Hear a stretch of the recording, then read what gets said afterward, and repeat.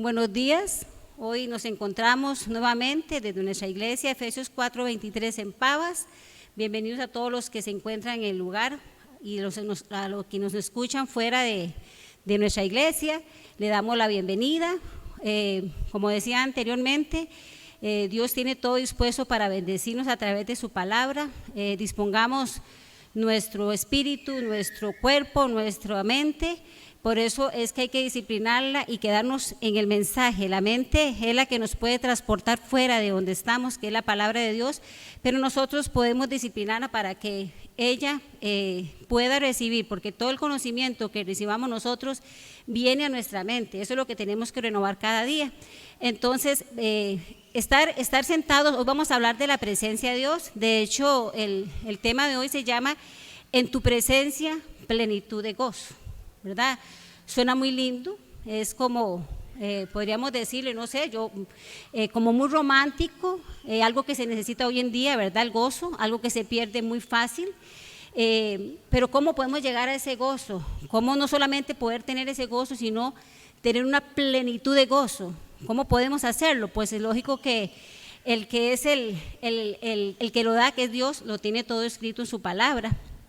Entonces, la presencia es muy importante, por eso vamos a ir definiendo la verdad. Entonces vamos a buscar en nuestras Biblias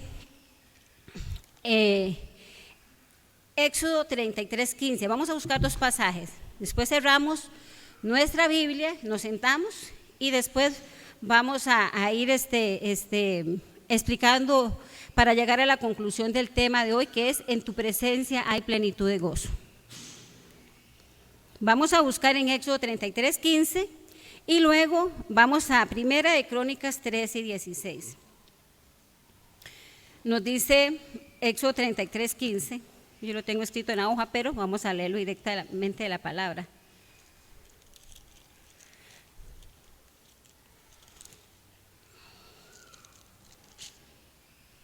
Me dicen un amén cuando ya lo tienen. Amén. Vamos a leerlo.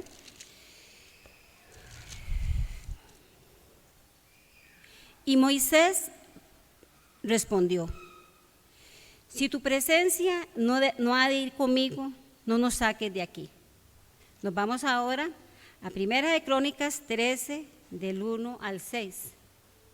En esa que acabamos de leer, en Éxodo 33:15, tengan presente esa palabra presencia. Y luego le digo cuál otra palabra la van a tener presente para poder llevar y desarrollar el mensaje. Primera de Crónicas 13, del 1 al 6. ¿Lo tienen? Amén. Dice la palabra del Señor. Entonces David tomó consejo con los capitanes de millares y de centenas y con todos los jefes. Y dijo David a toda la asamblea de Israel: si os parece bien y es la voluntad de Jehová nuestro Dios, enviaremos a todas partes por nuestros hermanos que han quedado en todas las tierras de Israel, y por los sacerdotes y levitas que están con ellos en sus ciudades y ejidos, para que se reúnan con nosotros y traigamos el arca de nuestro Dios a nosotros. Porque desde el tiempo de Saúl no hemos hecho caso de ella. Y dijo toda la asamblea que se hiciese así, porque la cosa parecía bien a todo el pueblo. Entonces David reunió a todo Israel, desde Sior de Egipto hasta la entrada de Hamat, para que trajesen el arca de Dios a Kiriat Jearim.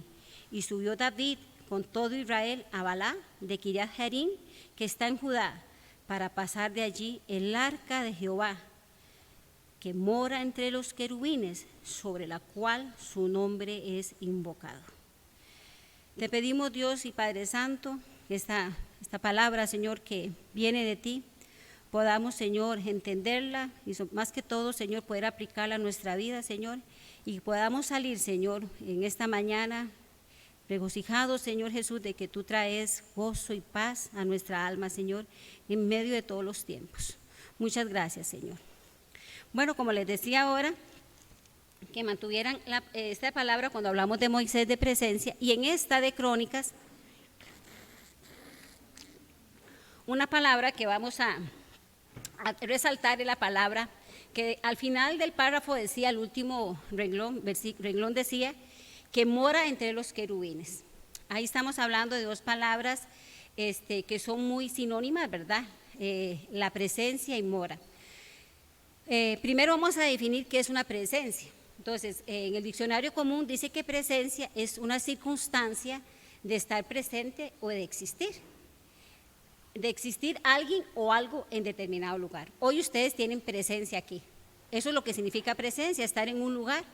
Entonces, ahora que Moisés le oraba a Jehová y le decía a Dios, Señor, si tu presencia no hay conmigo, que no nos saque de aquí. Pero él no lo dijo en forma pluralizada. Él dijo, si tu presencia no ha de ir conmigo, no nos saque de aquí, porque él sabía que él era el que tenía que llevar a este pueblo a una tierra que el Señor había prometido. También ahora que leíamos en Crónicas, hablamos de una palabra que dice del que mora entre los querubines. Muchos de los que están aquí han llevado el estudio bíblico y saben a quién es que mora entre los querubines. Muchos no saben quién es el que mora entre los querubines, pero los que hemos estudiado ya sabemos que el que mora entre los querubines se refiere al arca que se construyó en el tiempo del Éxodo, antes de que ellos salieran, cuando ellos tenían que salir hacia el desierto para entrar a la tierra prometida. La palabra mora es una palabra en hebreo que significa yashat, que significa permanecer, establecerse y hasta casarse, en el hebreo significa eso. Entonces, cuando vemos la historia que nos cuenta de David, que dice que David se reunió con unos de su pueblo, porque dice que ya él era el rey de Israel, pero había algo que faltaba. Y él dijo algo muy importante, que desde el tiempo de Saúl no lo habían tomado cuidado. Y ese que mora entre los querubines, que es el arca de Dios, resulta que significa la permanencia de Dios en el pueblo. Y dice que ya había pasado un rey y que no había tomado conciencia de la presencia de Dios, del arca, de ese arca que significa la presencia de Dios que quiso morar en el pueblo de Israel. Entonces, ¿cómo fue que quiso, cómo lo ideó Dios? Lo ideó de una manera muy linda y una manera que lo podamos entender nosotros. Él hizo a Moisés subir al Sinaí, y en 40 días que él no bajó, dice que él le dio los modelos de cómo tenía que hacer aquel santuario. Santuario es el tabernáculo, el lugar de habitación que Dios iba a escoger, y le iba a dar el modelo exacto, porque Dios no quería que se utilizara la creatividad del hombre, sino el modelo que Dios le iba a dar. En ese tabernáculo, que también es el santuario de Dios, que es el lugar dedicado, consagrado, separado, donde Dios iba a habitar con su pueblo, en medio de aquel lugar iban a estar las 12 tribus, iban a estar separadas, y ese santuario iba a estar en el medio del pueblo. Pero también en ese tabernáculo iban a haber 3 divisiones. Estaba un lugar muy especial, era un lugar muy separado, y se llamaba el lugar santísimo. Dentro de ese lugar, el lugar santísimo, iba a estar esta arca. Esa arca se llamaba el arca del testimonio. El que mora entre los querubines es ese, el que mora entre los querubines estaba el arca, que era un cajón de madera, diseñado, y Dios se lo reveló a uno de los hombres escogidos, le dio sabiduría para moldearlo, porque era un cajón de madera sencillo, forrado de oro puro. Iba a tener la particularidad que iba a ser transportado, porque ellos tenían que vagar por el desierto con este artefacto, con este mueble que significaba la presencia de Dios. Luego iba a tener sobre del arca, iba a tener una tapa o una cubierta donde iba a estar montado sobre la misma cubierta, igual en oro, en los querubines, que lo que significa era que cuidaban la presencia de Dios en aquel arca. Dentro de esa arca estaba el maná, que significa la provisión que Dios les dio al pueblo durante esos años que vagaron sobre el desierto. Iba a estar también la vara de Aarón que floreció, que significa la autoridad que Dios da a sus líderes, en este caso el que le dio a Aarón, y también el testimonio, el pacto que Dios escribió iba a estar dentro de esa arca. Entonces, esta arca representaba para muchos pueblos el que guardaba a Israel, pero para el pueblo de Israel iba a estar representada la cercanía de Dios para con ellos. Dios siempre ha querido tener cercanía con el hombre, pero algo sucedió. ¿Sucedió dónde? En el Edén. Entonces, ¿cómo hizo Dios para poder tener presencia con el hombre antes de que estuviera esta arca, este lugar tan santo y tan precioso, donde dice que Él se manifestaba a Moisés y le podía hablar y le podía dar los testimonios de lo que Él tenía que darle al pueblo para que el pueblo fuera instruido en su voluntad? Pues tenemos que remontarnos al Génesis. En Génesis nos dice a nosotros el Señor que ellos gozaban de la presencia de Dios. ¿Quiénes? El hombre y la mujer, Adán y Eva. Tenían toda esa bendición de que Dios estaba con ellos. ¿Por qué? Porque no había pecado. Llega el hombre y la mujer en desobediencia, porque así lo decidieron, entró el pecado. ¿Qué pasa? Llega Dios y les pregunta, Adán y Eva, ¿dónde están? Y nos dice la palabra de Dios que ellos estaban escondidos porque les dio vergüenza porque estaban desnudos. Entonces, eso es lo que hace el pecado. Trae vergüenza a nosotros, nos escondemos y tenemos que buscar un lugar de refugio. Dios les pregunta y ellos les dicen, ay, es que te oímos venir y nos dio pena, nos dio vergüenza porque nos dimos cuenta que estábamos desnudos. Entonces es algo muy paralelo a lo espiritual. El pecado siempre avergüenza. Si nosotros ahora, yo le diría a alguno de ustedes, salga ahí a la calle desnudo, no lo va a salir, jamás, porque sabemos ya que eso trae vergüenza. Eso hace el pecado también, nos avergüenza. Entonces, ¿qué pasó? El Señor llega y esa presencia es interrumpida por el pecado. El Señor tiene que proveerse de unos animales. El primer sacrificio se nos presenta en Génesis cuando dice que tomó pieles de animales. Esas pieles, para que pudiera tomarlas el Señor, tuvo que haber un sacrificio. Y con esas pieles que tomó de esos animales, cubrió la desnudez del hombre, cubrió la desnudez de Adán y Eva. Y dice la palabra que los expulsó. ¿Los expulsó por qué? Porque el Dios no puede convivir donde hay pecado. Por eso los expulsó. Pero cuando nosotros vemos que antes de que se diera este acercamiento de Dios permanente a través de ese santuario que Él hizo, el Señor ha venido, en todo Génesis, también los que han llevado el estudio saben que el Señor ha venido a comunicarse con ciertas personas, siervos de Él que Él ha escogido para un propósito. Entonces vemos personas como en el caso de Noé, que el Señor lo llamó. Dice que Noé caminó con Dios, hubo una presencia en Noé con Dios. También nos dice que hizo una presencia con Abraham cuando lo llamó, cuando le dijo a Abraham, sal de tu tierra y de tu parentela. Ahí está la presencia de Dios, pero no con todas las personas. ¿Por qué? Por el pecado. También nos dice que caminó también y se le presentaron a la descendencia de Abraham, en el caso de Jacob, en el caso de su hijo José. Y llegamos al Éxodo y nos encontramos con que un hombre llamado Moisés tiene un llamado de parte de Dios. Y dice que él, estando pastoreando las ovejas de su suegro, ve en el monte Horeb, en el monte Sinaí, una zarza que arde. Y Dios le hace un llamado a Moisés, ahí hay una presencia de Dios. Pero esa presencia de Dios era momentánea y se iba. Entonces tiene que irse dando. Hemos visto a través de esta historia plena de amor de Dios para con el hombre, porque es una historia de amor donde Dios tuvo que sacar al hombre y a la mujer de su presencia, porque por culpa de pecado no podían habitar con Él. Pero Él empieza con su plan de redención poco a poco a acercarse a la humanidad. Llega aquí a Moisés y ahora sí, Moisés saca a su pueblo a través de lo que el Señor le ha instruido y lo lleva hacia una montaña que es el monte Sinaí. Ahí en el monte Sinaí el Señor hace un pacto con este pueblo y este pueblo, el Señor le dice, si ustedes son mi pueblo, mi especial tesoro, un pueblo de sacerdotes escogido para que sean diferentes a todas las naciones que alrededor de ellos existían, que eran paganas. Entonces el Señor le dice, pero les ofrece un pacto y ellos responden a una sola voz, sí, eso haremos. Se están acogiendo a un pacto. Entonces ya con ese pacto el Señor puede hacer una presencia con todo el pueblo.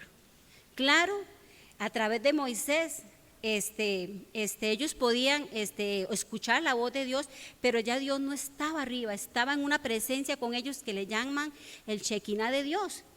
Esta palabra Shekinah no está en la Biblia, pero si usted la busca siempre la van a referir como a la presencia de Dios permanente. Entonces, ¿cuánto duró esa presencia de Dios con ellos? Entonces la palabra nos dice a nosotros que cuando ellos erigieron ese tabernáculo, ese lugar santo, la presencia de Dios la representaban en el tabernáculo, especialmente en el lugar santísimo. Salía una nube y esa nube era la gloria de Dios. Esa nube de gloria de Dios era quien los conducía a ellos. Si esa nube se detenía en el desierto, pues ellos se detenían. Dios los estaba guiando. Si esa nube empezaba a caminar, ellos se levantaban y caminaban. ¿Y cómo caminaban ellos? Cuando ellos se levantaban y veían que la nube empezaba a caminar, pues dice que ellos, el primer mueble del tabernáculo que había, tomaban aquel mueble, lo cerraban, lo guardaban, por eso tenía unas agarraderas que era portátil, nadie lo veía. Y lo primero que salía en fila era el arca del pacto, que representaba el estandarte, yo voy con ustedes.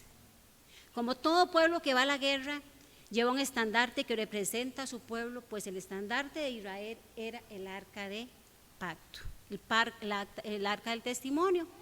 Entonces era muy importante para ellos. ¿Por qué? Porque les significaba seguridad, les significaba a ellos que iban a estar protegidos. Entonces ellos, pues en medio de aquel caminar en el desierto, pues así lo hicieron. Cuando ellos llegan a entrar a la tierra prometida, guiados por Moisés por Josué, dicen que el arca iba adelante y que no lo llevaban también, es algo que se sabe, ¿verdad? Que quienes llevaban esta arca eran personas elegidas, preparadas, consagradas, separadas para Dios, eran los sacerdotes o la tribu de Leví. Cuando a ellos les tocó el tiempo de entrar a la tierra prometida, ellos, dice que el mar que tenían que pasar ellos, el río Jordán se abrió y ellos pasaron en seco. La presencia de Dios los acompañó siempre. Llegan al tiempo de los jueces, el arca, si ustedes leen todo el libro de Jueces, se menciona muy poco, solo con Josué se escucha que el arca era tomada en cuenta, la presencia de Dios era importante para ellos. Cuando llegamos al tiempo de los jueces, empezamos a volver a ver que el Señor se manifestaba de una forma muy personal a unos hombres que se llamaban jueces, que eran unos hombres que el Señor tomaba y les hablaba para que pudieran defender a su pueblo porque habían enemigos en la tierra que ellos estaban conquistando. Entonces, jueces como ustedes saben, Gedeón, Sansón, una mujer, Débora, pero era un despertar de Dios para con ellos, pero con el pueblo no. Dice que cada vez que estos líderes, estos jueces morían, volvía el pueblo a pecar. No tenían conciencia de su presencia. Entonces, toda esa plataforma se las hago porque ya cuando llegamos nosotros a Samuel, al libro que estamos leyendo, Samuel y Crónicas, que estamos en los versículos que tomamos de referencia, nos dice que había un hombre dedicado a Dios por su madre, por Ana. El pastor Germán nos habló hace unos domingos de Ana, la mujer que lloraba en angustia, y el Señor le contestó y dice que le dio no solo a su hijo, sino que le dio más hijos. Ella lo dedicó al templo y él se dedicó a trabajar para el Señor. Pero la particularidad ahí en ese capítulo de Samuel y Crónicas también nos dice que escaseaba la palabra. Entonces nos preguntamos, ¿cómo va a escasear la palabra? Si estaba el arca, el pacto ahí, es porque no estaban escuchando tanto la parte del liderazgo que era el pueblo levita, que eran los sacerdotes, no estaban fungiendo como tal. Entonces, leemos en 1 Samuel 2, hay una historia que nos habla del arca. Resulta que dice que estaba el profeta Samuel trabajando en el templo. Él era un profeta y también trabajaba como sacerdote, pero había un hombre que era el sumo sacerdote y se llamaba Elí, y Elí no tomaba cuidado de lo que sus hijos hacían. Entonces van a la guerra Y dice que ellos suben, pelean por primera vez y son derrotados. Llegan y cantan y hacen alabanzas y ellos creen que sus alabanzas, ¿verdad?, se parecen mucho a lo que se vive en la actualidad. A veces se le da mucha importancia a la alabanza, se pueden durar 1 hora en alabanzas y tal vez 15 minutos de enseñanza, y eso no es lo que le puede dar fortaleza a un pueblo. Lo que le da fortaleza a un pueblo es el conocimiento de la palabra de Dios. Como ellos son derrotados por este pueblo, los filisteos, los hijos de este hombre sacerdote Elí en la guerra, que eran sacerdotes, y entonces dice que llegan otra vez y se enfrentan contra, vienen por el arca. Ellos dijeron, no, si el arca nos ha protegido durante tanto tiempo, vamos a recogerla. Estaba en un lugar que se llama Silo. Fueron y la recogieron, y dice que ellos tenían una conducta, esos hombres que se llamaban Fines y Omni, dice que ellos tenían una conducta inmoral delante de Dios.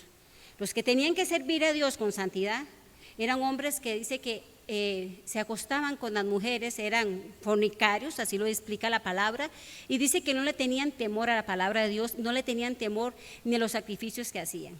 Entonces ellos creyeron que si se volvían por el arca y se iban a luchar, iban a tener la victoria ganada. Bueno, se van y traen el arca, se enfrentan otra vez con los filisteos. ¿Y qué ocurre? Pierden la batalla, mueren muchos hombres, y dentro de los que mueren los hijos de este sacerdote Elí. Mueren estos 2 muchachos que tomaron con menosprecio la palabra de Dios. Pero no solamente perdieron la batalla, dice que el pueblo de los filisteos tomaron el arca de Dios, se la llevaron.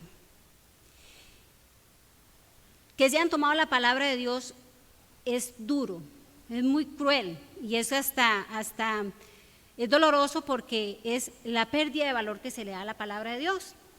Pero ¿qué pasa? Dice que en medio de esta batalla, y que la pierden, se van uno de los mensajeros y hablan con su padre, con Elí, y le cuentan lo que pasó. Le cuentan, tus hijos han muerto. Entonces dice que este hombre cayó y murió, el padre de ellos. Una de las esposas de esos muchachos, la esposa de Fin, estaba a punto de dar a luz, y dice que ella, cuando escuchó la noticia de que habían perdido y su esposo murió, dice que el parto se le adelantó y nació un niño. A ese niño ella le puso por nombre Icabod. Cabot significa la presencia de Dios. Icabod es la presencia de Dios se ha trasladado a otro lugar. La presencia de Dios fue quitada y se fue hacia los filisteos. Muchas desgracias, ellos creyeron que habían podido derrotar el Dios de los israelitas. Se llevaron esa arca para Filistea, y muchas desgracias les pasó al pueblo de los filisteos. Muchas desgracias, desde tener al arca delante del dios Dagón y saber que venían el otro día a rendirle sacrificios a dios Dagón, y saber que el dios estaba caído, sin brazos, saber que el pueblo se llenó de tumores, de enfermedades, de una peste que había, que la relaciona mucho con una peste traída por las ratas. Entonces dice que este pueblo dijo, ¿qué vamos a hacer con esta arca? Este Dios de los israelitas, en vez de traernos bien, nos ha traído una desgracia. Entonces empiezan ellos a ver de qué manera la devuelven. Entonces dice que la pasan, habían 5 ciudades más importantes en Filistea, ¿verdad? Estaba Ecrón, Gat. Entonces dice que se la pasan a Gat, y en Gat pasa lo mismo. ¿Qué hacemos con esto? Sigue este Dios haciendo daño en medio de nuestro pueblo. Entonces dice que la trasladan a Ecrón, y en Ecrón sucede lo mismo. Nada más que ahí sí los dirigentes del pueblo llegaron y dijeron, bueno, ¿qué podemos hacer para devolver esto? Porque ya supongo yo que ya no la querían ni tocar, no se tocaba, no sé de qué manera se la llevaron y ni cómo la transportaban, pero si la palabra de Dios nos dice a nosotros que no la podían tocar ni los sacerdotes, es decir, los comunes entre el pueblo, solo los sacerdotes podían jalarla. Entonces, ¿cómo la jalaron? Bueno, pero resulta que dice que en el convenio que llegan ellos, bueno, consultaron, y entonces uno de los sabios de ellos dijeron, bueno, hagamos tumores en oro.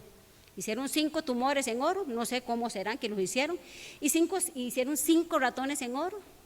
Montaron el arca sin nadie que los condujera, nada más la montaron sobre 2 vacas, y sobre esas 2 vacas que acaban de dar a luz, que dice que las vacas no tenían que tener yugo sobre ellas nunca, entonces las montaron el arca ahí, y a la par montaron esas ofrendas que ellos estaban devolviendo. Le dieron y van las vacas para abajo. Entonces dice que dijeron, bueno, sígala a ver si ella llega al lugar que tiene que llegar, porque si llega al lugar que tiene que llegar, quiere decir que nuestra ofrenda es bien recibida.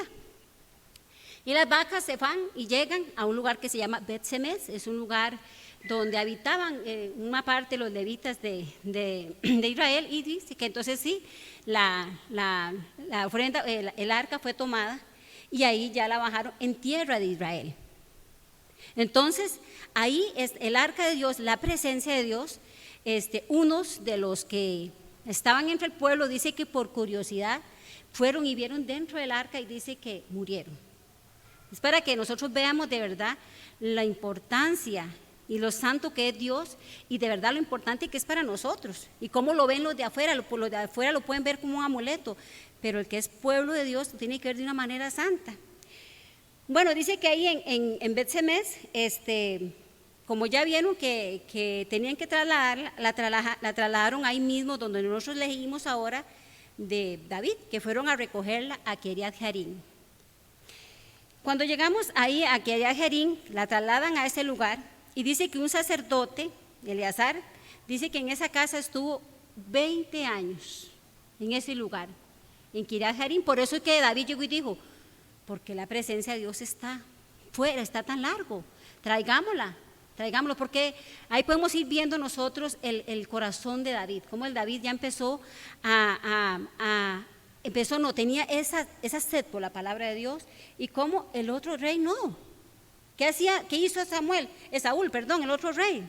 Saúl pues se encargó de conquistar, era un hombre guerrero, pero David no, David se preocupó por la presencia de Dios. Entonces vemos ahí ya 2 contrastes, 2 reyes, 2 hombres llamados a servir a Dios en la parte de lo que era la monarquía de Israel, pero cómo uno se preocupa por la presencia de Dios y el otro no.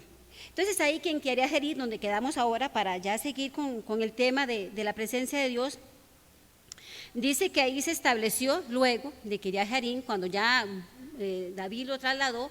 Entonces dice que David con ese amor por Dios, empieza David a decir un día. Aconteció, dice la palabra de Dios, si quieren anota la cita, dice que 2 de Samuel 7, dice que aconteció que cuando ya el rey habitaba en su casa, hablando del rey David, después de que Jehová le había dado reposo de todos sus enemigos en derredor, dijo el rey al profeta Natán, mira ahora, yo habito en casa de cedro y el arca de Dios está entre cortinas. Lo que estaba diciendo David es que Dios todavía habitaba en un tabernáculo que así fue diseñado en el Éxodo, que era un lugar santo diseñado por Dios, pero entre cortinas. Es lo que quería darle a expresar al profeta Natán, que era también el que le ayudaba a él a tomar decisiones por medio de la decisión que Dios le revelara al profeta, es, quiero hacer un lugar agradable a Dios. Entonces el profeta le dijo, ya el profeta guiado por Dios le dijo, no David, a ti no te toca hacer un lugar a Dios, esto lo va a hacer un descendiente tuyo. Por eso es que conocemos que el que le levantó el templo, el templo glorioso de Jerusalén, fue su hijo Salomón. Bueno, entonces de ahí sabemos que el arca se trasladó a un templo que dice que era hermoso, que era la gloria de Israel, y tan hermoso fue que fue codiciado y fue saqueado. ¿Qué pasó con el arca? Ahora que yo les digo que fue saqueado, bueno, durante el tiempo que el pueblo de Israel vivió en el lugar dado por Dios, llegó un tiempo en que ya la gloria de Jehová, dice que así fue, en el tiempo del profeta Ezequiel, él da las profecías y dice que el Señor les presentó una visión donde la gloria del Señor regresó. Ya dejó a su pueblo desprovisto. ¿Por qué? Porque ellos no obedecieron la ley de Dios. Pero volviendo a David, ¿qué pasó con la presencia de Dios? Aquí podemos ir viendo 3 maneras diferentes. Sabemos que Dios es omnipresente, Dios está en todo lugar, lo sabemos. Pero también vimos una presencia de Dios que era momentánea, que llegaba y se expresaba en un lugar determinado con una persona determinada. Pero también vemos la Shekinah de Dios, la gloria de Dios permanente con un pueblo. Y también el menosprecio del pueblo. Pero ¿por qué era importante este lugar? Porque dice que en el arca el Señor se le declaraba, pueden apuntar Éxodo 25, 22 y Éxodo 29, 43. Era muy importante porque dice que él, en el arca del testimonio, dice así en Éxodo 25, 22. De allí me declararé a ti y lo haré contigo de sobre el propiciatorio, de entre los dos querubines que están sobre el arca del testimonio, todo lo que yo te mandare para los hijos de Israel. También le dijo en el 29:43, allí me reuniré con los hijos de Israel y el lugar será santificado con mi gloria. Vea lo lindo que Dios dice, ahí me reuniré con ustedes. Yo voy a poder estar cerca de ustedes. Entonces, esa palabra que dice reunir significa en hebreo moed, que es tener una cita con Dios. Entonces, qué lindo cuando usted le dice, usted tiene una cita pues romántica, usted se prepara, lo ve bonito y se prepara para tener ese encuentro con Dios. Y esa era la manera que Dios quería que el pueblo viera el reunirse con Él. Porque si es un Dios santo, yo tengo que estar en santidad para poder tener esa comunión con Dios y que Él pueda declararme a mí su voluntad. Entonces, por eso ahora que yo les decía, cuando leíamos Crónicas, que David llegó y les dijo, no hemos tenido el cuidado, ni Saúl lo hizo, y yo ahora voy a traer la presencia de Dios. ¿Por qué? Porque era un hombre líder, era un hombre que se amaba no solo a Dios, amaba a su pueblo, quería conducirlo con rectitud. Y si ustedes ven en las cualidades que tiene David, porque los dos reyes, así nos expresa la palabra de Dios, tenían cualidades físicas hermosas, tenían cualidades que eran escogidos y tenían unas características propias para ser rey. Los dos estaban en igual condición. Pero nos dice de David cualidades muy bellas. Nos dice que David era un hombre conforme al corazón de Dios. Y si ustedes buscan en la escritura, ustedes van a encontrar ese hombre conforme al corazón de Dios, y tal vez algunos dirán, sí, pero pecó, y un pecado muy fuerte. Y no pecó con un pecado. Cuando David pecó, tomando a la mujer que no era de él, no solo pecó con adulterio, antes de llegar al adulterio hizo muchas cosas, y después de su adulterio también hizo cosas que quebrantaban la ley de Dios. Pero ¿qué hizo David? Dice en el Salmo 51 nos dice que David se arrepiente de todo corazón y le dice, devuélveme el gozo de tu espíritu, devuélveme, oh Jehová, el gozo de tu espíritu, porque él sabía lo que había perdido. Entonces, cuando en la palabra de Dios nos dice a nosotros que era un hombre conforme al corazón de Dios, es un hombre humilde, es un hombre perdonador. ¿Cuántas veces le perdonó la vida al rey Saúl? ¿Cuántas veces lo siguió? ¿Cuántas veces se vio amenazado? Un hombre perdonador, un hombre que vivía en confianza con Dios, un hombre seguro, misericordioso, un hombre que tenía muchas cualidades aparte de ser un fiel amigo con el hijo de Saúl. David manifestó eso, pero ¿qué lo llevó a David a ser así con esas cualidades tan bellas humanamente y espiritualmente? La presencia de Dios.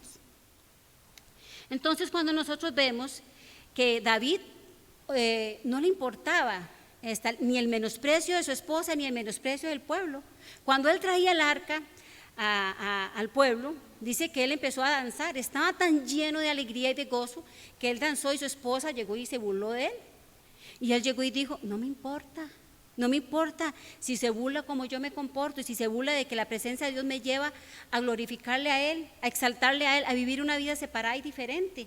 Entonces, vemos a David también en una posición, en una cueva, cuando huía de este hombre que lo perseguía, porque lo perseguían por celos enfermizos y por una envidia. Entonces dice que él se mete en una cueva, la famosa cueva de Adulán.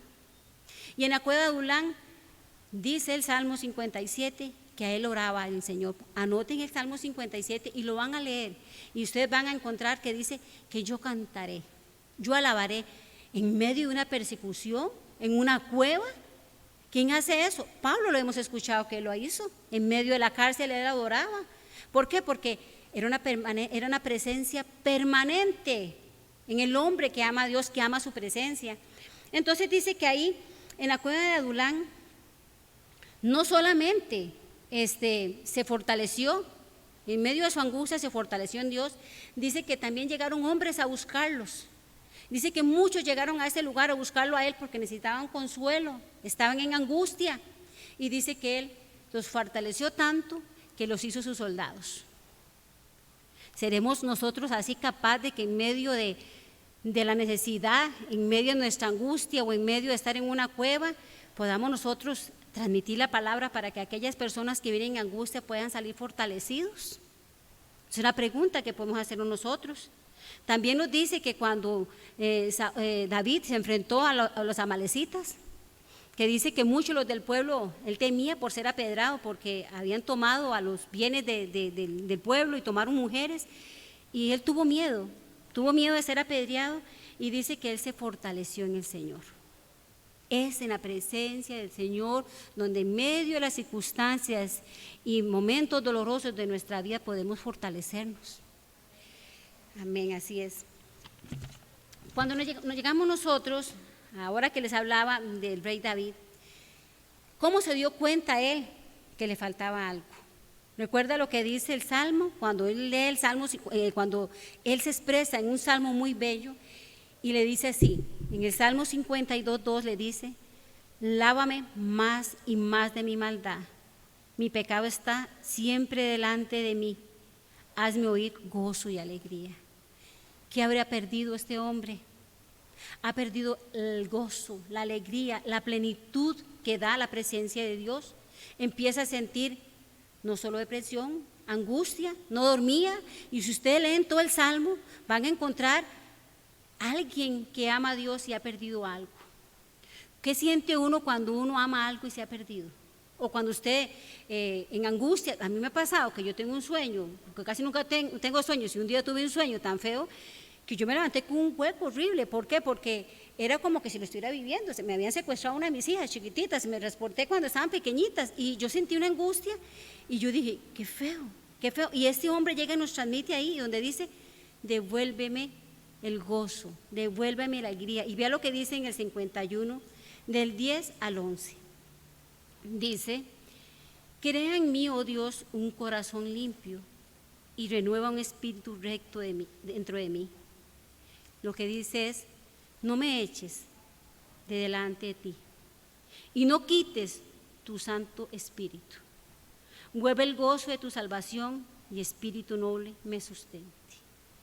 Qué bella oración. Es una oración de arrepentimiento. Es una oración que él se está arrepentido, dolido de lo que hizo. Entonces él habla a Dios de esa manera porque él dice, no quites. Es decir, el pecado nos separa de Dios, de su Santo Espíritu. Y entonces donde él habla de esta oración al Señor, surge lo que llamamos nosotros, lo conocemos en el Nuevo Testamento, ¿verdad? Que el Señor dice arrepentidos, Jesús lo dijo. Esa palabra arrepentidos en el griego significa metaneo. Metaneo es como decir, arrepentido significa es cambio de mente y de corazón.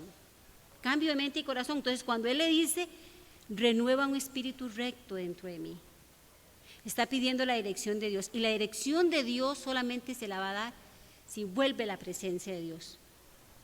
Ahora, entonces podríamos decir en este momento, ¿cómo hacemos nosotros para examinarnos en cuanto a cómo estamos? Si tenemos la presencia de Dios o la estaremos descuidando. ¿Qué podemos ver nosotros si lo comparamos con el otro rey de Israel? El otro rey de Israel, sabemos de sus luchas, sabemos que conquistó muchos pueblos, pero era un rey que tenía un corazón contrario al corazón de Dios. Entonces la palabra nos presenta al rey Saúl como un hombre. Primero voy a leerles algunas características que yo encontré. Era un hombre, dice la palabra, que muy atractivo y hermoso al parecer de todos, y era muy alto, nadie le alcanzaba, dice que nadie le pasaba a él de los hombros, pero fue un hombre dominado a sus emociones de una manera muy confundido, un hombre muy confundido. Le voy a leer algunas características que encontré de Saúl. Dice que Saúl era desobediente, rebelde, orgulloso, inseguro, depresivo, dice que un espíritu lo atormentaba a él, era un hombre con una envidia excesiva, unos celos excesivos y enfermizos, odio, miedo, vengativo, violento, manipulador. Llegó a hacer el uso del ocultismo, a buscar una bruja, llegó a suicidarse. Llegó a suicidarse. 2 hombres, 2 reyes, igual condición, pero no los dos guiados por Dios. ¿Ve lo que produce la presencia de Dios? Entonces, si nosotros llegamos y decimos, bueno, Señor, analizarnos a nosotros, podemos decirnos qué características tengo yo de estos 2 hombres para conmigo. Entonces, podemos ahí nosotros escudriñarnos si estamos de verdad nosotros en una plenitud de gozo con la presencia de Dios. Porque yo les voy a leer y ustedes mismos, donde yo voy leyendo, ustedes van a ubicar a esos 2 hombres, de acuerdo a lo que nos dice la palabra. Entonces usted dice, David, David, David, David. El otro, Saúl, Saúl. Y eso está en la palabra del Nuevo Testamento. Entonces, como les decía ahora, un hombre que pudo liderar a su pueblo, sin embargo, en el caso de Saúl, por sus miedos, por su envidia, porque no dio valor a la presencia de Dios, surgen todas estas montón de emociones que lo llevan a un hombre a tener una amargura. ¿Usted sabe lo que es la amargura? Un día el pastor lo explicaba de una manera muy bonita. De hecho, le pedí la prédica a él porque esa vez la prédica no se pudo grabar porque se fue el fluido eléctrico. Entonces, es ver personas que están sirviéndole al Señor y han pasado por la amargura. Entonces, él nos daba el ejemplo de Job, el ejemplo de Elías y de muchos siervos de Dios. Pero ¿qué hicieron ellos? Reaccionaron. ¿Qué hizo David? David llega y se le presenta al profeta y le dice el profeta, David, de una forma de parábola, David, había un hombre que tenía muchas riquezas y había un hombre que no tenía nada, mas el que tenía todo llegó y le quitó al que tenía poco, lo único que tenía. Y entonces David llega y dice, bueno, el tal que muera. Y entonces el profeta le dice, ¿eres tú? ¿Qué hizo David? ¿Se enojó? No, dice el Salmo 51 que se humilló. ¿Qué hizo Samuel cuando llegó la exhortación? Cuando el profeta Samuel llegó ante Saúl y le dijo, Saúl, el Señor te ha desechado por cuanto no obedeciste. ¿Qué hizo él? Acompáñame, que el pueblo no me vea sin ti. Porque si me ve sin ti, van a decir, a él le importaba más lo que hablara, porque le importaba más su imagen, no le importaba que la presencia de Dios no estaba con él. La desobediencia lo llevó paso a paso a llegar a un estado mental de tener tormentos de espíritus, llegar a buscar una bruja, terminar matándose. Es triste y eso pasa mucho. ¿Por qué? Porque no nos confrontamos con la palabra. Cuando la palabra nos dice, estás caminando en esta dirección, no está el Espíritu de Dios en ti. Entonces les voy a leer para ir terminando. Les voy a leer en Gálatas 5, 19, 23. Y ustedes se van a decir, bueno, este es este. Ahora vamos a leer en Gálatas 5, 19 al 23.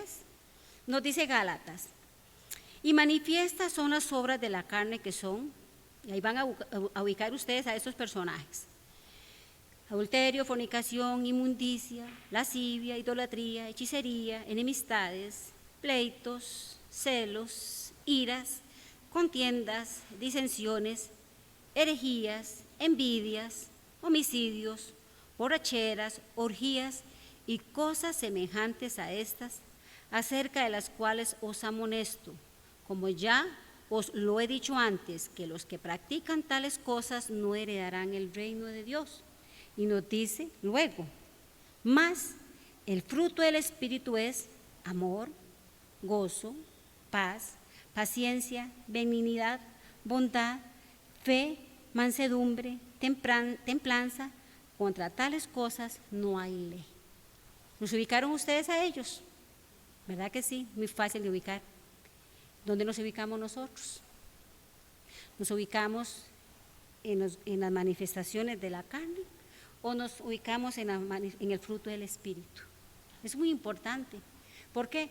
Porque igual que ellos estamos en igual condición de recibir la palabra de Dios, porque así como desde el principio todo ha sido por decisión, así se decide 2 reyes de Israel amar la presencia de Dios y vivir en obediencia a Dios, o despreciarla y vivir con todas estas obras tan feas, porque de verdad que ver personas amargadas, que ver gente tan envidiosa, de ver gente tan celosa, ahora celos enfermizos. Este hombre, Saúl perseguía a este hombre sin reparo, y este hombre le perdonaba la vida.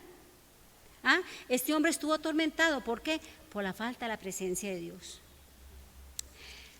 Vamos a leer un versículo para retomar lo que es la presencia de Dios. ¿Dónde está el arca de Dios entonces? Si dice que cuando fue tomado el pueblo de Israel, dice que entre las cosas que no aparecieron y que sacaron los babilonios y se llevaron con ellos, lo que nunca apareció fue el arca. ¿No apareció el arca? ¿Dónde está? El arca de Dios se hizo carne, habitó entre nosotros, dice Juan 1:14. En la persona de Cristo vino y moró con nosotros igual. Y les leo, dice 1 Juan 1:14. Y aquel verbo fue hecho carne y habitó entre nosotros. Recuerden la palabra, presencia, morar, y ahora dice, habitó entre nosotros y vimos su gloria, gloria como el del unigénito del Padre, lleno de gracia y de verdad. También nos dice la palabra de Dios en Jeremías, que el arca, primero que nada el arca tenía la palabra dentro, tenía el maná, el alimento, el sustento, la guía con la palabra. Pero vea lo que nos dice Jeremías 31:33. Pero este es el pacto que haré, daré mi ley en su mente, ya no en un arca. Daré mi ley en su mente y la escribiré en su corazón, y yo seré a ellos por Dios y ellos serán por pueblo. Qué lindo, hermoso saber esa historia de amor, como Dios ha querido encontrarse con nosotros, con un pueblo, con una persona que ha profesado fe y ha creído en Jesús. Y si usted cree en Jesús y se ha arrepentido, le ha entregado todo su ser, pues usted es pueblo de Dios. Y el arca es usted mismo, es el templo, porta la presencia de Dios. Entonces, ¿cómo no ha de vivir con plenitud y gozo? Dice el Salmo, para ir cerrando ya, un salmo muy lindo, cantado por este hombre, el rey David. Dice, me mostrará la senda de la vida, en tu presencia hay plenitud de gozo. Delicias a tu diestra para siempre. Aquí hay 3 guías que el Señor nos da.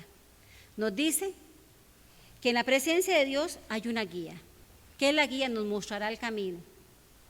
Si nosotros amamos la palabra de Dios, no hay dónde perderse, la dirección está puesta. No erremos al blanco, sigamos y obedezcamos. Después nos dice también ahí mismo Salmo que hay plenitud de gozo. Usted sabe lo que es pleno, que está lleno, algo que está lleno. Pero lleno no quiere decir que usted no tenga problemas, es que en medio de los problemas usted puede estar gozoso. Eso es lo que significa la plenitud, porque estamos en un sistema que es anticristiano. Entonces, ¿qué quiere decir plenitud de gozo? Voy a estar completo en medio de los problemas y voy a ser diferente. Y también otra característica que se nos presenta en ese salmo, y dice que hay esperanza. Usted sabe lo que es vivir con esperanza, es saber que hay algo mejor más adelante. Sin miedo a morir. Si usted es cristiano, si usted me escucha, si usted lee la palabra, no nos debería dar miedo a morir, porque tenemos la esperanza de que hay algo mejor en la eternidad. Entonces, eso es lo que David experimentó. Usted sabe lo que es él, después de tantas cosas que él vivió, llegar y decir, en tu presencia hay plenitud de gozo. Dice, me mostrará la senda de la vida, en tu presencia hay plenitud de gozo, delicias a tu diestra para siempre. Entonces, qué bello es saber que en medio de cualquier circunstancia, si aprendemos a cuidar y a valorar la presencia de Dios, no importa qué nos pasa. Como decía Pablo el apóstol, decía, a estar con contentamiento a pesar de la situación. Eso es tener el gozo, la plenitud, pero solamente con la presencia de Dios lo vamos a lograr. Vamos a ponernos en pie.